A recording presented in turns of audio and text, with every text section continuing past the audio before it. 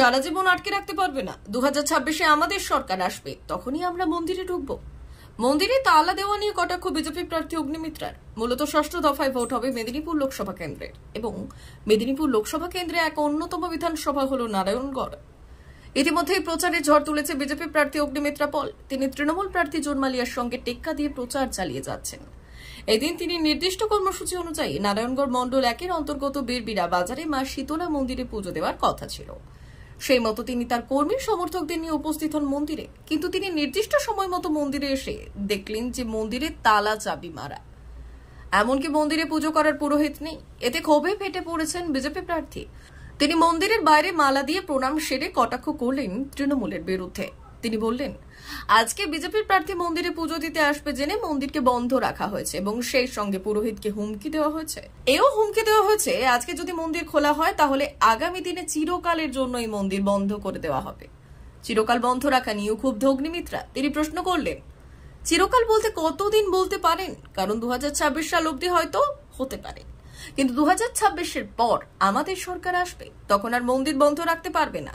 তিনি এও বললেন, এই হচ্ছে পশ্চিমবঙ্গের আসল চিত্র, যেখানে পূজারী কেউ আসতে দেওয়া হয়নি মন্দিরে। পাশাপাশি ধর্মস্থান নিয়ে তিনি বললেন, মন্দির হচ্ছে সবার, মন্দির নিয়ে কোনোভাবে রাজনীতি করা যাবে না, কিন্তু আগে থেকেই তালা লাগিয়ে দেওয়া হয়েছে।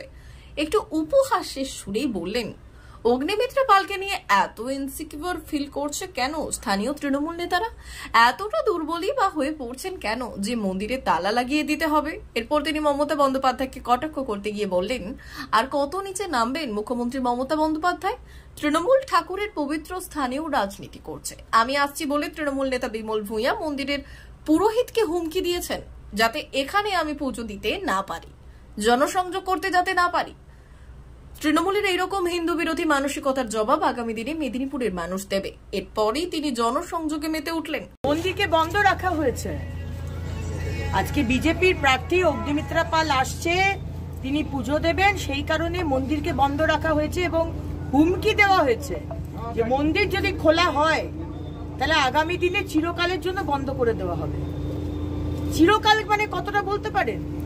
26-এ তো আমাদের সরকার আসবে, আপনি বড়জোর 26 অব্দি বন্ধ রাখতে পারবেন, 26-এর পর তো আর বন্ধ রাখতে পারবেন না। আজ পূজারীকেও আসতে দেওয়া হয়নি পুজো করার জন্য। এই হচ্ছে পশ্চিমবঙ্গের আসল চিত্র। ইলেকশনের আগে মন্দির সবার, মন্দিরকে নিয়ে রাজনীতি করা যাবে না, কিন্তু মন্দিরে আজকে আমাকে মানে মন্দিরের ভিতরে আমাকে ঢুকতে দেওয়া হলো না, ওখানে তালা লাগানো রয়েছে। আগে থেকে কি জানতো পুরোহিত যে আপনি আসবেন? সূচনা তো দেওয়া হয়েছে, চারিদিকে তো খবর আছে নারায়ণগড়ে যে আজকে আমি আসছি, আমার আজকে কর্মসূচি আছে। ঠাকুরমশাইকেও জানানো হয়েছিল। ঠাকুরমশাইয়ের কি দোষ? তৃণমূলের স্থানীয় নেতৃত্ব যারা আছে তারা করেছে। কি নাম? বিমল ভূঁইয়া নাম শুনতে পাচ্ছি। এতটা ইনসিকিউর কেন? অগ্নিমিত্রা পাল আসছে, আপনাদের এতটা ইনসিকিউরিটি কেন? আপনারা এতটা দুর্বল হয়ে পড়ছেন কেন যে মন্দিরে তালা লাগিয়ে দিতে হবে? বেচারা গোবেচারা মানুষ ঠাকুর মশাই, তাকে আপনারা হুমকি দিচ্ছেন। আর কত নিচে নামবেন মুখ্যমন্ত্রী মমতা বন্দ্যোপাধ্যায়?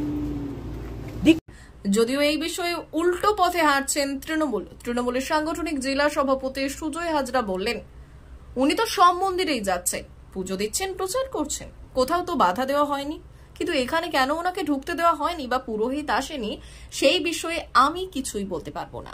D news, Narayangarh.